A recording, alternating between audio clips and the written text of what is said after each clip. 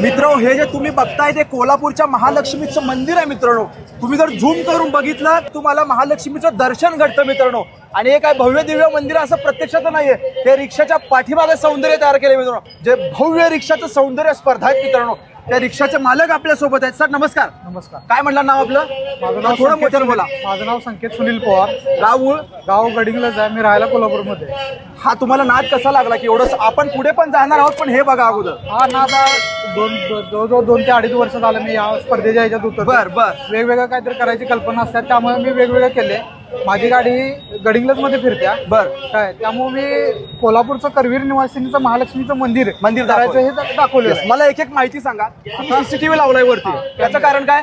काहीतरी घालू नये किंवा कोण डॅमेज बिमेज काहीतरी केलं तर ते लक्षात द्यायसाठी आपण सीसीटीव्ही लावलेला. ही महाराजांच्या ह्याची प्रेरणा कुठून आली तुमच्याकडे? हे कोल्हापूर नगरीतलं आपलं हे आहे. बर वादक कुस्तीचं मैदान दाखवलं. कॅमेरामॅन थोडंसं इकडे घ्या. कोल्हापूरच्या लाल मातीचं तालीम दाखवलं मित्रांनो. प्रभू देशपांडे दाखवलेत मित्रांनो. खूप अभिमानाची गोष्ट. हा 15 किलो दाखवलाय वरती. स्वच्छ भारत अभियानाचा मित्रांनो जो भारत सरकारचा जो एक मोहीम आहे मोठी, ती एका बाजूला दाखवली आहे. बर आतमध्ये अजून काय दाखवलं? आपण रिक्षा ओपन करून बघू मित्रांनो. कॅमेरामॅन थोडा हात दाखवा. हे काय इथं काय फ्रीज दिलाय? भेटलं तर फ्रीज आहे मित्रांनो. हे बघा फ्रीज आहे, याच्यामध्ये स्प्राईट आहे.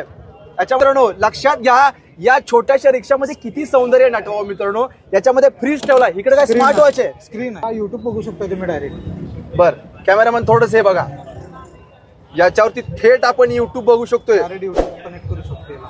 युट्यूब आहे, डायरेक्ट चार्जर कनेक्ट आहे मित्रांनो. त्यानंतर हा स्मोक डिटेक्टर आहे. ह्याला जर आग वगैरे काय लागली, सीएनजी आपली बरोबर काहीतरी झालं तर स्मोक गेला की हे बघा सगळ्या महापुरुषांचे फोटो आहेत मित्रांनो. अतिशय सुंदर सौंदर्य प्रसाधनाच्या वस्तू सुद्धा या ठिकाणी ठेवलेत मित्रांनो. इकडे काय 26/11च्या हल्ल्यामधले जे शहीद जवान होते मित्रांनो, त्यांच्या स्मरणार्थ इथं मित्रांनो त्यांचे फोटो. खूप अभिमानाची गोष्ट आहे. पाठीमागे तुम्ही महालक्ष्मीचा पुतळा बघितला.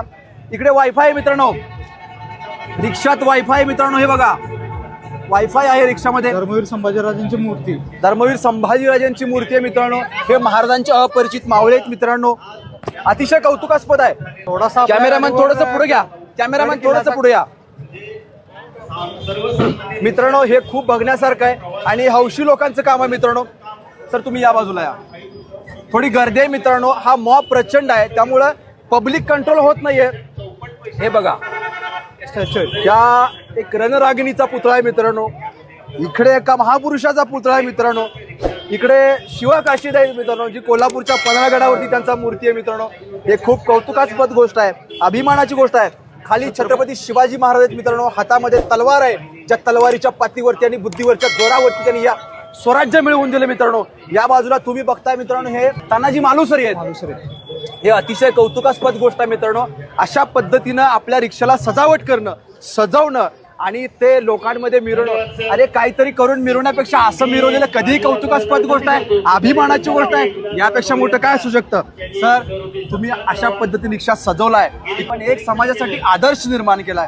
अशाच तुम्हाला खूप खूप शुभेच्छा. तुर्तास मनपूर्वक धन्यवाद. अशाच माहितीसाठी 10 वेळा सबस्क्राईब करा. धन्यवाद.